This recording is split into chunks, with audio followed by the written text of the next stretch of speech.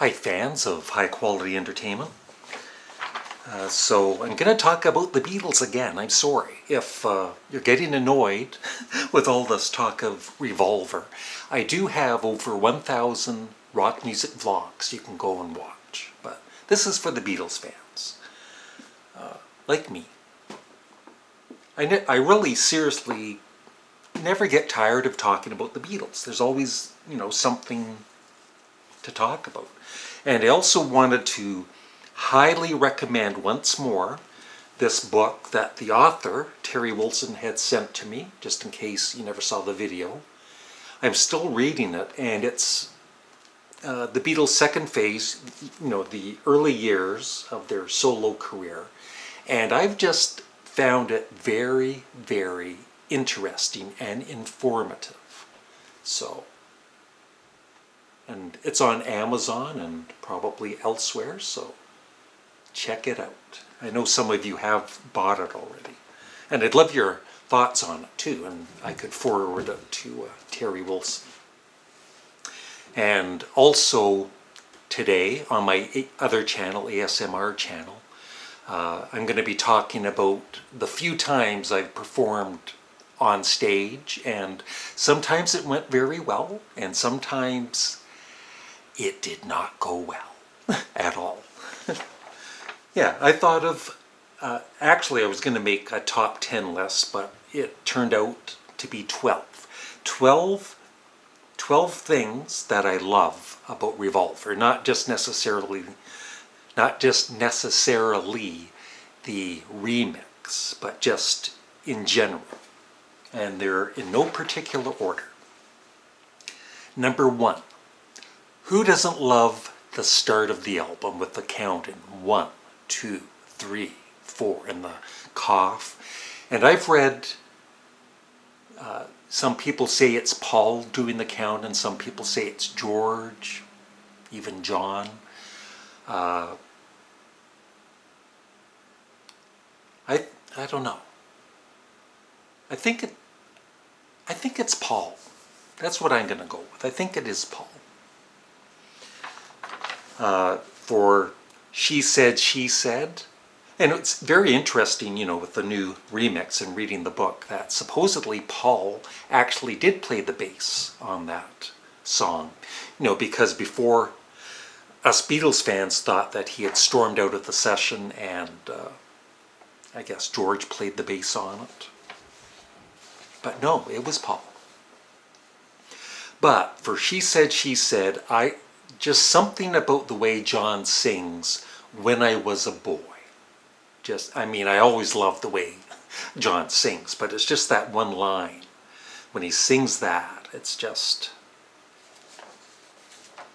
I love it. Number 3, just Tomorrow, at first I was going to put, the loops in Tomorrow Never Knows. And then, thinking about Ringo's drums and John's vocals. So it's just the track, Tomorrow Never Knows. It was so far ahead of its time back in 1966. And, even today it sounds so fresh and original. Number 4. And this has to do with the new remix. Eleanor Rigby, the old stereo version.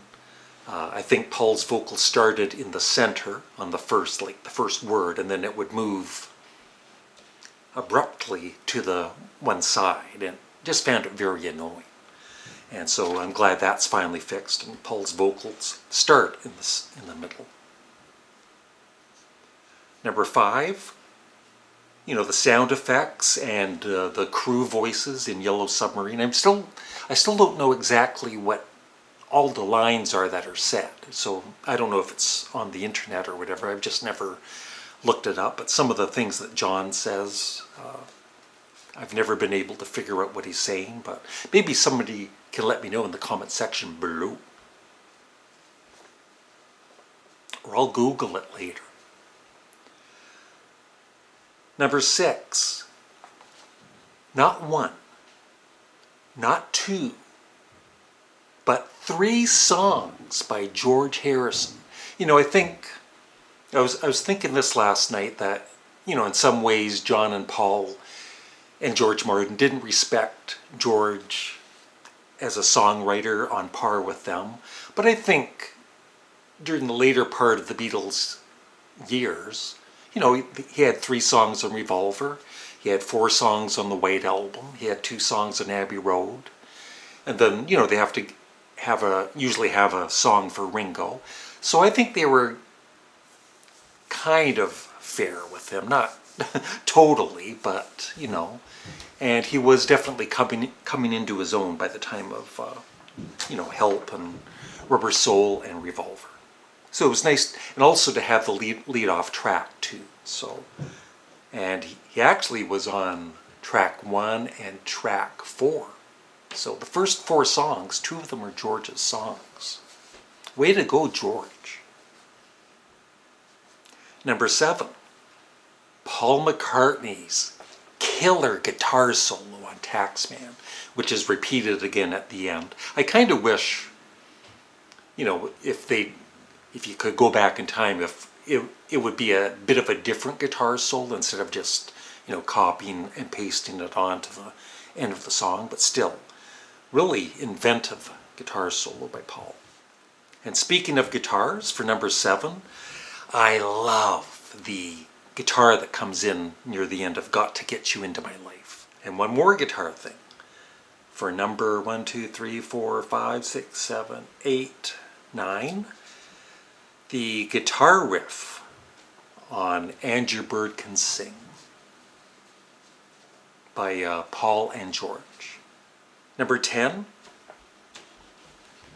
I think this remix, once again, it's about the remix, really brought out Ringo's drums up to the front just a tad more. And he is just, that's the one thing about the Beatles. I really believe it was like 25%. Ringo gave as much to the Beatles, even though, he didn't write many songs or anything. He gave as much to the Beatles as John, George, and Paul. And his drumming, I don't think anybody else could drum for the Beatles like Ringo did. And his drumming is amazing throughout the record. Number 11, the album cover by Klaus Voormann is just so cool. And I honestly didn't appreciate it through the years until, the last few years, when I just had a new appreciation for it. And of course, the Beatles are always looking so cool. So the back cover is excellent too. And number 12, a band like AC/DC, and I love AC/DC, they basically have, there's not much change between each song or album. But with the Beatles, and especially with Revolver, no song sounds the same. There's such a wide variety. They do baroque pop, psychedelic rock, psychedelic pop, just regular rock, rega rock, soft rock, pop, soul, and electronic. And there is just nothing compares to the Beatles. Yeah. So that's why I will always be talking about the Beatles. And their music is timeless. They're one of the few bands that I could listen to anytime, and I don't think there's even one song that, I don't want to hear that again, it's overplayed.